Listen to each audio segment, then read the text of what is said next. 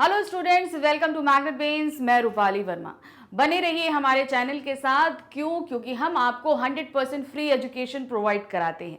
जैसे कि आप हमारे पीछे देख रहे हैं कि यहाँ पर मैग्नेट ब्रेन्स के टेस्ट पेपर आपको 100% फ्री प्रोवाइड कराए जा रहे हैं।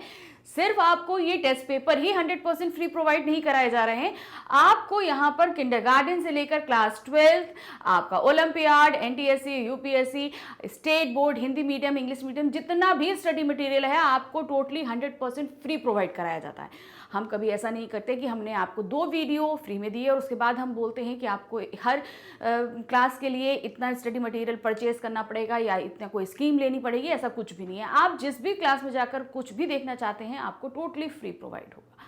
तो हमारे साथ बने रहिए, क्योंकि हमारी कोशिश रहती है कि आप सभी का स्टडी बहुत ही स्मूथली चलती रहे। तो जैसे आप देख रहे हैं कि आज हम आपके लिए मैग्नेट ब्रेन्स टेस्ट पेपर लेकर आए हैं। ये टेस्ट पेपर आपको पहले ही प्रोवाइड कराए जा चुके हैं, इनका पीडीएफ आपको प्रोवाइड कराया जा चुका है। आई होप आप सभी ने इसको सॉल्व कर लिया होगा। आज हम इसका आपको सोल्यूशन कराएंगे। तो देखते हैं कि ये कौन सी क्लास का है और कौन सा चैप्टर है। क्लास है हमारी 11th हिंदी कोर की बुक है आरओ भाग 1। और जो हमारा काव्य खंड है, ये बुक हमारी 2 खंडों में विभाजित है, ध्यान रखिएगा, गद्य खंड, काव्य खंड। तो ये जो आज हमने आपको टेस्ट पेपर हम सॉल्व कराने के लिए लेकर आए हैं वो है काव्य खंड का। पाठ है 7, गज़ल। ये गज़ल जो है लिखी है दुष्यंत कुमार जी ने, हमने पढ़ी थी। ये गज़ल के बारे में हमने आपको एक चीज़ पहले भी क्लियर करी थी कि ये अलग अलग शायरी जो होती हैं, शेर जो होते हैं, अलग अलग शायरियाँ होती हैं जिन्हें एक में पिरोकर गज़ल बना दी जाती है। एक शेर का दूसरे से संबद्ध होना कोई ज़रूरी नहीं होता कि नहीं एक दूसरे, जैसे हम लोग गीत पढ़ते हैं, मुखड़ा, अंतरा, ये सब आपस में जुड़े होने चाहिए, ऐसा कुछ नहीं होता। गज़ल में हर शेर जो है वो स्वतंत्र होता है, उसका अपना एक स्थान होता है। ज़रूरी नहीं है कि वो दूसरे शेर से संबंध रखता हो। तो ये आपको हमने गज़ल के बारे में बताया था, शायरियाँ हैं। तो इसी पे आधारित आपको प्रश्न दिए थे हमने, जिसमें कुछ ऑब्जेक्टिव हैं, कुछ सब्जेक्टिव हैं। तो सबसे पहले जो हमारा शुरू हो रहा है वो है सब आपके ऑब्जेक्टिव क्वेश्चन। क्वेश्चन नंबर 1 से ऑब्जेक्टिव है। क्वेश्चन नंबर 1 है, देश के राजनेताओं ने जनता को मनमोहक सपने कब दिखाए? कब दिखाए थे उन्होंने मनमोहक सपने? स्वतंत्रता प्राप्ति से पहले, स्वतंत्रता प्राप्ति के समय, या स्वतंत्रता प्राप्ति के बाद, या वर्तमान समय में? तो कब दिखाए थे उन्होंने सपने? स्वतंत्रता प्राप्ति के समय, कि जब हमारा देश स्वतंत्र हो जाएगा तो सभी लोगों के लिए घर में सभी के लिए सुविधाएं होंगी, सब कुछ होगा। तो इस तरीके के सपने जो है दिखाए गए थे। प्रश्न संख्या 2 है, जहां चिराग मयस्सर नहीं शहर के लिए, पंक्ति में शायर का अभिप्राय क्या है? यहाँ पर ये जो पंक्ति दी गई है इसमें शायर क्या कहना चाहते हैं? शहर में लाइट नहीं है, शहर में रोशनी केवल दीपकों से ही होती है, दीपकों में तेल नहीं है, या सामाजिक व्यवस्था अत्यंत निराशाजनक है। तो यहाँ पर इन्होंने जो बताया था, जहाँ चिराग मयस्सर नहीं शहर के लिए, अर्थात जो है शहर में जो सामाजिक व्यवस्था बनाई गई है वो बहुत ही निराशाजनक है। मतलब लोगों को मूलभूत व्यवस्थाएं जो हैं, खाना, कपड़ा, रोटी, ये चीज़ें, घर जो है, ये सब चीज़ें उन्हें नहीं मिल पा रही। सभी को जो मिलना चाहिए वो चीज़ नहीं मिल पा रही है, इसलिए बोला उन्होंने सामाजिक व्यवस्था अत्यंत निराशाजनक है। प्रश्न संख्या 3 है, वृक्षों के नीचे भी छाया क्यों नहीं मिलती? अब ये वृक्ष क्या है? वृक्ष के नीचे तो हमेशा छाया मिलती, लेकिन इस जो इन्होंने शायरी में बोला है कि जो वृक्षों के नीचे छाया नहीं मिलती, उसका क्या मतलब है? वृक्ष हरे भरे नहीं है इसलिए नहीं मिल रही है, धूप बहुत तेज है, आश्रयदाता के आश्रय में भी शांति नहीं मिलती, या पतझड़ का मौसम है। तो सही ऑप्शन है आश्रयदाता के आश्रय में भी शांति नहीं मिलती। अर्थात वो संस्थाएं जो संस्थाएं खोली गई हैं आम जनता की मदद के लिए, वो संस्थाओं के आश्रय में जब हम जाते हैं सुविधा प्राप्त करने के लिए, तो हमें वहां से वो सुविधाएं मिलती ही नहीं है। तो अर्थात क्या हुआ? आश्रयदाता के आश्रय में भी शांति नहीं मिलती, यानी कि वहां से भी हमें सुविधाएं प्राप्त नहीं हो पाती हैं। प्रश्न संख्या 4 है, गजल में चिराग व दरख्त किसके प्रतीक बताए गए हैं? चिराग और दरख्त किसके बताए गए हैं? दीपक व पेड़ के, आशा और सुव्यवस्था के, रोशनी व छाया के, पलायन व निराशा के। तो जैसे कि चिराग जो बताया गया था किस चीज का, कि कैसे जो है सुविधाएं वगैरह रहती हैं, और दरख्त जो हैं वो सुव्यवस्थित। तो यानी कि हम जो कामनाएं करते हैं वो, और सुव्यवस्थाएं हैं जो ये। तो चिराग यानी कि आशा हमने करी थी कि सभी को सब चीज़ें मुहैया होंगी, वो आशा हो गई हमारी। दरख्त यानी कि सुव्यवस्था की जो संस्थाएं जो खोली गई थी उनसे तात्पर्य है यहाँ पर। प्रश्न संख्या 5 है, साए में धूप लगती पंक्ति में कौन सा अलंकार है? क्या लिखा है? साए में धूप लगती, तो कौन सा अलंकार यहाँ पर आ रहा है? अनुप्रास, मानवीयकरण, विरोधाभास या विभावना। तो सही ऑप्शन हमारा आ रहा है विरोधाभास। विरोधाभास क्यों? विरोध है। देखिए, साया जहां पर होता है, मतलब जहां पे छाएं होती है वहां पर तो धूप आ ही नहीं सकती, तो ये तो विरोध हुआ ना। एक जो नेचुरल चीज होती है हम उसको विरोध दे रहे हैं। तो साया जहां पर होगा वहां पर कभी धूप नहीं होती, इसलिए यहाँ पर विपरीत परिस्थितियां बोली गई हैं। तो यहाँ पर विरोधाभास अलंकार होगा। प्रश्न संख्या 6 है, पांवों से पेट ढकने का क्या अभिप्राय है? यानी कि पैरों को मोड़कर पेट को ढक लेने से यहाँ शायर ने क्या चीज हमको बताने का प्रयत्न किया है?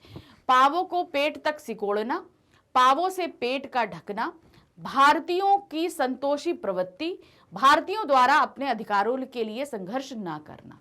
तो यहाँ पर क्या बताया था कि भारतीयों द्वारा जो है अपने अधिकारों के लिए संघर्ष नहीं किया जाता। अर्थात अगर आपको ओढ़ने के लिए चादर दिया जाता है तो आप पूरा खुल के सोते हैं, आराम से खोल के सोएंगे। अब अगर आपसे चादर खींच ली जाए तो क्या होगा? आप थोड़े सिकुड़ जाओगे, और ठंड लगेगी, आप बिल्कुल ही सिकुड़ जाओगे। मगर जिस व्यक्ति ने आपसे चादर छीना है, आप उससे विरोध करके अपना चादर वापस नहीं लेंगे। तो वही चीजें यहाँ पर बताई गई है कि भारतीय जो हैं वो विरोध नहीं करते, उनके साथ जो कुछ भी हो रहा है वो चुपचाप उसको सहन करते रहते हैं। प्रश्न संख्या 7 है, शासक वर्ग की व्यवस्था के अनुकूल कौन होते हैं? शासक वर्ग मतलब जो शासन कर रहे हैं, ठीक है, आप इसको समझिए। फिर है व्यवस्था, यानी कि वो जो अपना शासन चला रहे के अनुकूल कौन लोग होते हैं, यानी कि उनका कोई विरोध नहीं करे, ऐसे कौन से लोग होते हैं? व्यवस्था का विरोध ना करने वाले, शासन तंत्र का विरोध ना करने वाले, सरकार का विरोध ना करने वाले, या उपरोक्त सभी। तो यहाँ पर सही ऑप्शन क्या होगा? उपरोक्त सभी। इसको आप कैसे समझिए?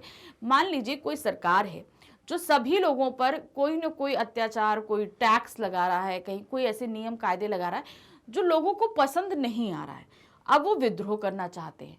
तो अब शासक कभी भी नहीं चाहेगा कि उसके शासन काल में किसी भी तरह का विद्रोह हो। तो वो क्या चाहता है? कोई विद्रोह ना करे, हम जैसा कार्य कर रहे हैं उसे चुपचाप सहते रहें। तो कैसे लोग उसके शासन के लिए अनुकूल रहते हैं?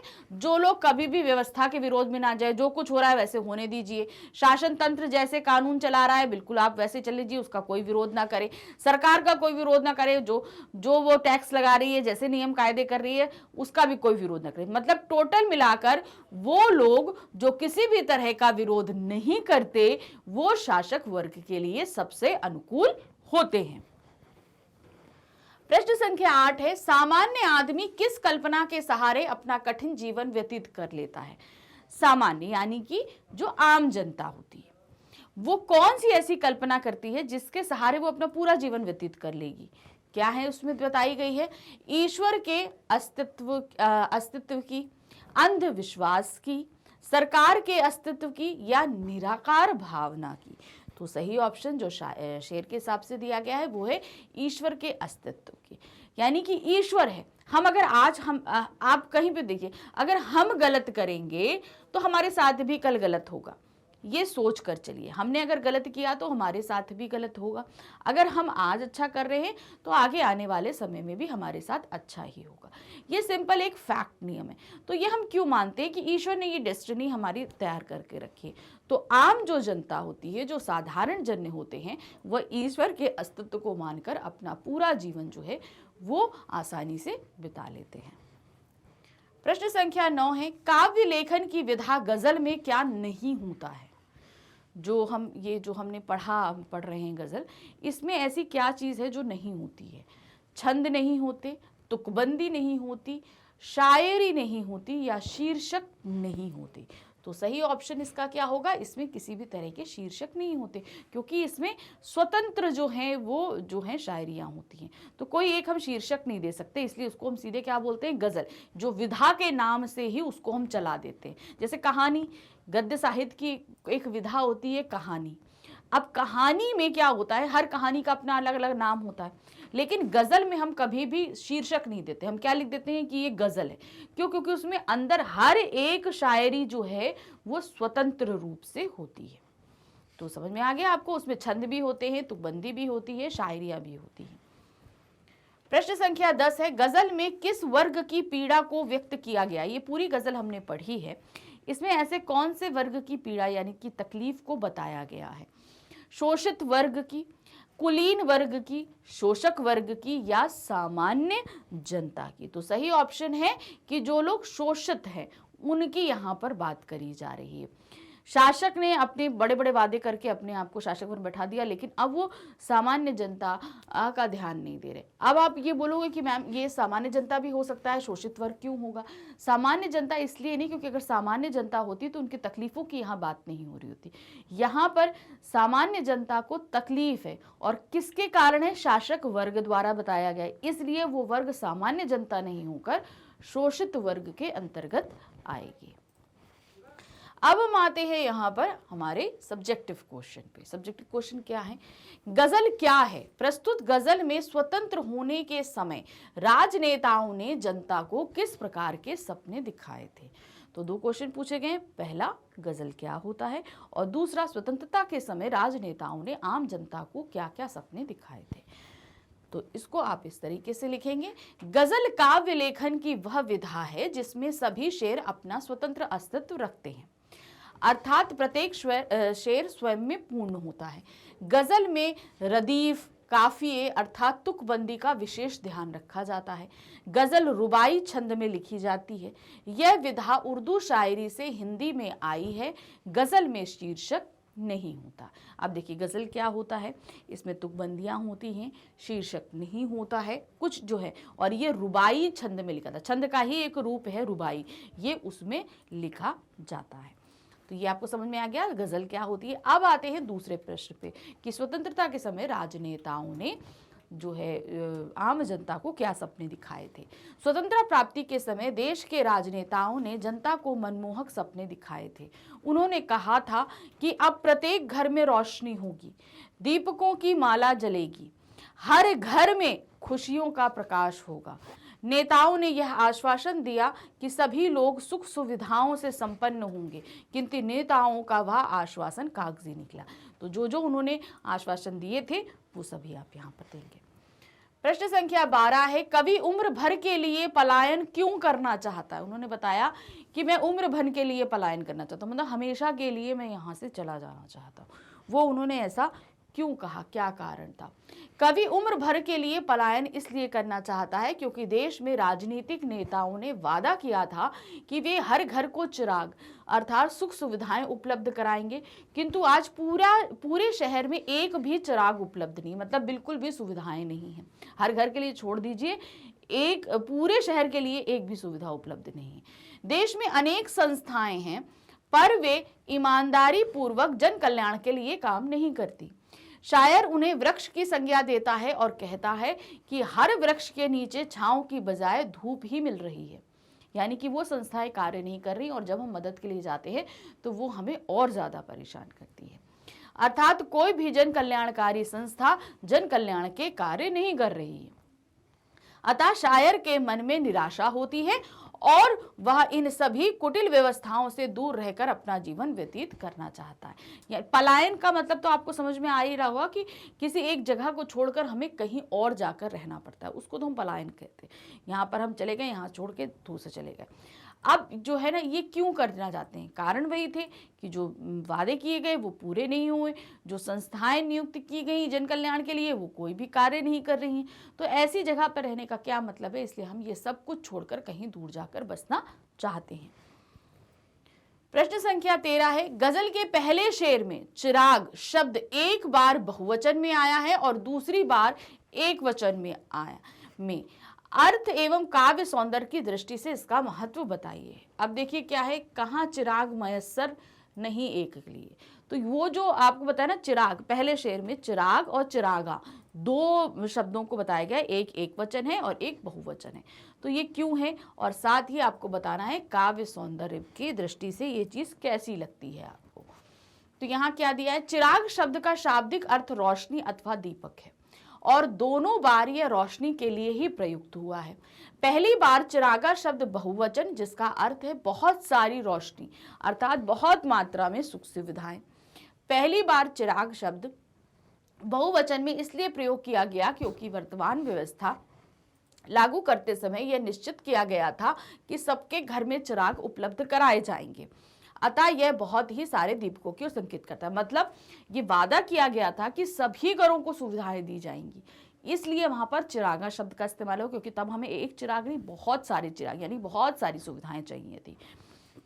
दूसरी बार चिराग शब्द एक वचन का प्रयोग करते हुए कहा है कि पूरे शहर में एक भी चिराग उपलब्ध नहीं है, यानी कि इसका भाव स्पष्ट है कि व्यवस्था बनाने वालों ने तो प्रत्येक व्यक्ति की सुविधा साधन उपलब्ध कराने का आश्वासन दिया था, परंतु आज प्रत्येक व्यक्ति तो दूर समूचे शहर को एक व्यक्ति के लिए सुख सुविधाओं का अभाव है और सभी शहरों की स्थिति ऐसी ही बदतर है।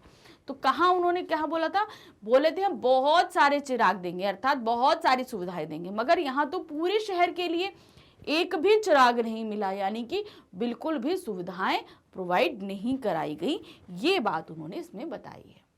प्रश्न संख्या 14 है, गजल में दरख्तों का साया और धूप किसके प्रतीक है। क्या बताया है, दरख्तों के साए और धूप किस चीज के प्रतीक बताएंगे। तो दरख्तों के साए तो हमने बताया था कि संस्थाओं के लिए जो जन कल्याण संस्थाएं खोली गई हैं वो। अब धूप है अर्थात वो संस्थाएं बिल्कुल भी कार्य नहीं कर रही हैं, यानी कि उनके पास भी आकर क्या है, तकलीफ ही प्राप्त हो रही है। दरख्तों का साए का अर्थ है जन कल्याण की संस्थाओं द्वारा प्रदत्त सेवाएं। धूप का अर्थ है कष्ट। इन शब्दों के माध्यम से कवि कहना चाहता है कि भारत की जन कल्याणकारी संस्थाएं भारत की शासन व्यवस्था सुख की बजाय दुख अथवा कष्ट बढ़ाने वाली है। यहाँ साए की बजाय धूप का साम्राज्य है, यानी यहाँ हर जगह भ्रष्टाचार व्याप्त है। इन कल्याणकारी संस्थाओं एवं सरकारी तंत्र के कारण लोगों को सुविधा व राहत मिलने की जगह उनके कष्ट और बढ़ते जा रहे हैं। मतलब जब हमको सुविधाएं नहीं मिलती, हमको तकलीफ होती है, तो हम उन संस्थाओं के पास जाते हैं अपनी कंप्लेंट लेके कि हमको ये तकलीफ हो रही है, हमारी तकलीफों को दूर करिए, हमें ये चीज़ें नहीं मिल रही। तो क्या करते हैं, वो लोग भी हमारी को नहीं सुन रहे और उल्टा हमें और कष्ट हो रहा है उन संस्थाओं के चक्कर काटने में। तो ये चीज़ यहाँ पर बताई गई है। प्रश्न संख्या 15 है, कमीज ना होने पर लोग पांवों से पेट क्यों ढक लेते हैं। यानी कि कमीज जो ढकने के लिए शरीर के लिए जब वो नहीं होती तो वो अपने पांवों को सिकोड़कर पेट ढक लेते हैं। तो यहाँ पर कवि ने ऐसा क्यों बोला, क्या कारण है कि शायर यहाँ पर इस चीज़ को हमें बताना चाह रहे हैं। तो क्या दिया है, शायर द्वारा कहा गया है कि कमीज ना होने पर लोग पांवों से पेट ढक लेते हैं से आश्चर्य है कि यहाँ के लोग इतने दीनहीन और संतोषी प्रवृत्ति के हो चुके हैं कि वे अपने अधिकारों के लिए संघर्ष नहीं करना चाहते। वे हर अभाव को चुपचाप सहन कर लेते हैं तथा अभावों में भी अपना गुजारा करने का प्रयत्न करते हैं। उनमें संघर्ष करने की इच्छा मर चुकी है, उनके पास जो है उसी में संतोष करते हैं। तो अर्थात हमने अभी आपको चादर का बताया ना, आपकी चादर कोई खींच ले तो आप विरोध नहीं करेंगे। तो हमारे पास अगर कमीज, वही बताया कि उनके पास कमीज नहीं थी, उनकी कमीज छीन ली गई, तो उन्होंने पैरों को सिकोड़कर अपने पेट को ढक लिया कि हमारा शरीर तो ढक जाएगा कम से कम।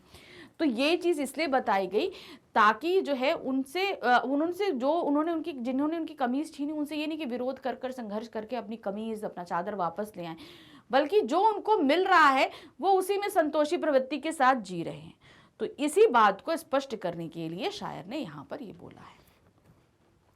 प्रश्न संख्या 16 है, शायर आस्तिक लोगों के विचार से खुश क्यों नहीं है। आस्तिक मतलब जो लोग ईश्वर में विश्वास करते हैं, उनके जो विचार है उनसे शायर क्यों नहीं खुश हो पा रहा है, क्या कारण है कि वो इस तरीके से बोल रहा है। तो उन्होंने बोला है, शायर आस्तिक लोगों पर कटाक्ष करते हुए कहता है कि भारत में लोग ईश्वरवादी हैं, आस्तिक हैं, उन्होंने भारत भगवान को नहीं देखा, फिर भी वे ईश्वर में विश्वास करते हैं। उनके नाम पर सारे कष्ट सहन कर लेते हैं। वे यह सोचकर संतुष्ट हो जाते हैं कि उनका सुख दुख ईश्वर के हाथ में है। यही सोच वह अव्यवस्था तथा कठिनाइयों के विरुद्ध भी कोई आवाज नहीं उठाते। कवि वास्तव में लोगों के ये ईश्वर के प्रति इसी दृष्टिकोण के कारण खुश नहीं है। अब देखिए, ईश्वर हम सभी के पास में, हम सभी मानते, लेकिन हमें अगर कोई चीज़ हमारे हिस्से की नहीं मिले और हम चुपचाप सहन कर लें ये चीज़ कि ठीक है, हमारे ईश्वर ने हमारे भाग्य में नहीं लिखा होगा तो हमें नहीं मिला, तो इससे तो हर व्यक्ति अपने घर में बैठ जाए, कोई जॉब नहीं करे, कुछ नहीं करे, सब अपने घर में बैठे। ईश्वर ने हमारी किस्मत में लिखा होगा तो हमें खाने को मिलेगा, नहीं लिखा होगा नहीं मिलेगा, हम भूखों मर जाएंगे। तो यहाँ पर आप प्रयास नहीं कर रहे हैं ना, आप संघर्ष नहीं कर रहे हैं। अगर आपको कोई सुविधा प्राप्त नहीं हो रही है, आपको कष्ट दिया जा रहा है, तो आप संघर्ष करो। आपके ऊपर कोई अत्याचार कर रहा है तो आप संघर्ष करो, उसके विरोध करो, ना कि चुपचाप ये करके भजन बोलो अरे ईश्वर ने ही जो दिया है वो हम उसको खुशी खुशी में। तो ये इसी कारण से शायर इस भारतीयों की इस सोच के कारण वो आस्तिक लोगों पर नाराज है। प्रश्न संख्या 17 है, गजल के तीसरे शेर में शायर दुष्यंत कुमार का इशारा किस तरफ के लोगों की ओर है? उन्होंने तीसरे शेर में किस तरह लोगों की ओर इशारा किया है? तो किस पे किया है? गजल के तीसरे शेर में शायर दुष्यंत कुमार का इशारा उन लोगों की ओर है जो स्वयं को परिस्थितियों के अनुसार ढाल लेते हैं, जो विपत्ति सहकर पले बड़े हैं, जिनकी जीवन की आवश्यकताएं सीमित हैं और उन्हें जितना मिल जाए उसी में संतुष्ट हो जाते हैं तथा अपने अधिकारों के लिए संघर्ष नहीं करते। वे अन्याय का विरोध नहीं करते। शोषक वर्ग तथा राजनेताओं उनकी इसी स्थिति का लाभ उठाकर उनका शोषण करते हैं। तो कहने का तात्पर्य है, तीसरे शेर में उन्होंने जो बोला ना कि पैरों से पेट ढक लेते हैं, ये शेर है तीसरा वाला, तो उसमें उन्होंने इसलिए बोला कि भाई आपको संघर्ष करना है और आपके अंदर वो संघर्ष करने की प्रवृत्ति ना होने के कारण जो लोग आपके अधिकारों का हनन करते हैं, यानी कि आपके अधिकारों को नहीं आपको देते और आपसे छीन लेते हैं, उनके लिए ये स्थितियां तो बिल्कुल अनुकूल हैं और वो यही करते हैं। तो यहाँ पर तीसरे शेर में उन्होंने ऐसे लोगों के लिए संघर्ष की बात करी है जो अपने हक के लिए संघर्ष नहीं करते हैं। प्रश्न संख्या 18 है, शायर का सत्तावादी लोगों के विषय में क्या विचार है? यानी कि विश्वास है, जो सत्ताधारी यानी जिन्होंने किसी पद पर हैं, जो शासन कर रहे हैं, ऐसे लोगों के बारे में क्या वो बता रहे हैं, क्या वो दिखाते हैं कि वो क्या चीज़ है, उन्होंने जो चीज़ बोली है शायर ने। शायर का सत्ताधारी लोगों के विषय में यह विश्वास है कि सत्ताधारी लोग चाहे कितने भी कठोर पत्थर दिल हों, लेकिन यदि जनता की आवाज में असर है तो सत्ताधारी लोगों के दिल अवश्य पिघलेंगे। उनमें दया, सहानुभूति व संवेदना अवश्य उत्पन्न होगी। समाज में व्यवस्थाओं में बदलाव जरूर आएगा, अर्थात कवि के पास दृढ़ संकल्प व क्षमता को हो तो क्रांतिकारी परिवर्तन अवश्य आता है। तो उन्होंने बताया कि सत्ताधारी जो शासक हो, भले कितना अत्याचारी हो, वो कितना भी जनता के विपरीत कार्य करता हो, लेकिन अगर जनता की आवाज में असर है, यानी कि जनता के अंदर संघर्ष करने, विरोध करने की क्षमता है, तो सत्ताधारियों को झुककर उनकी बात को सुनना ही पड़ता है। उनके अंदर संवेदनाएं जग जाती हैं। तो यहाँ पर बात क्या हो रही है कि जो लोग अगर जनता के दिल के अंदर संघर्ष करने की शक्ति है तो वो ऐसे सत्ताधारी लोगों के दिल में भी संवेदनाओं को जो है उजागर कर सकती है। प्रश्न संख्या 19 है, आश्रय स्पष्ट कीजिए। अब यहाँ पर एक शेर दिया गया है, उसका आश्रय यानी कि उसके अर्थ को हमें समझाना है। तेरा निजाम है सिलदे जुबां शायर की, ये एहतियात जरूरी है इस बहर के लिए। तो यहाँ पर क्या बताया है कि किस तरीके से जो है, जो लोग विरोध करते थे उनके ज़बान को बंद कर दिया जाता था, अर्थात शायरों को, कवियों को जो है चुप करा दिया जाता था। तो यहाँ क्या है, प्रस्तुत पंक्तियों का आशय है कि शासक वर्ग शक्तिशाली होता है, वह अपनी शक्ति का गलत उपयोग करके किसी की भी जुबान पर ताला लगा सकता है, अर्थात बोलने पर पाबंदी लगा सकता है। इसीलिए शायर को गजल लिखने में ऐसी सावधानी बरतने की जरूरत होती है कि कोई उसकी जुबान पर ताला ना लगा दे, अर्थात उसकी आवाज को ना दबा दे। वह अपनी आवाज को बुलंद तो करे पर सावधानी पूर्वक, कहीं ऐसा ना हो कि सत्तासीन लोग उसकी आवाज जनता तक पहुंचने ही ना दे।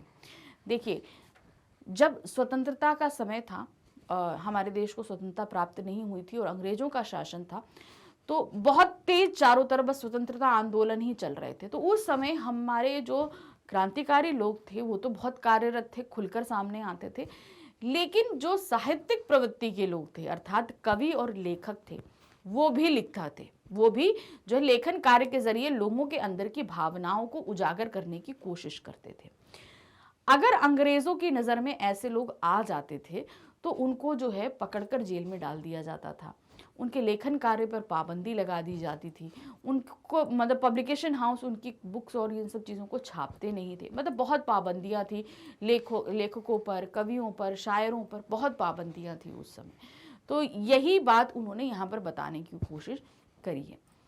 क्यों ऐसा क्यों होता था कि जनता भड़क जाती थी इन सब चीज़ों से और विद्रोह तेज हो जाता था, उनको दबाने के लिए वो लोग ऐसा कार्य करते थे। तो इसका एक उदाहरण हम आपको बताते हैं कि हमारे प्रसिद्ध लेखक प्रेमचंद जी जो हैं वो किस तरीके से नाम, जैसे अगर उर्दू में लिखते थे तो नवाब राय के नाम से लिखते थे, हिंदी में लिखते थे तो प्रेमचंद जी के नाम से लिखते थे, लेकिन उनका एक्चुअल नाम तो क्या था, धनपत राय था।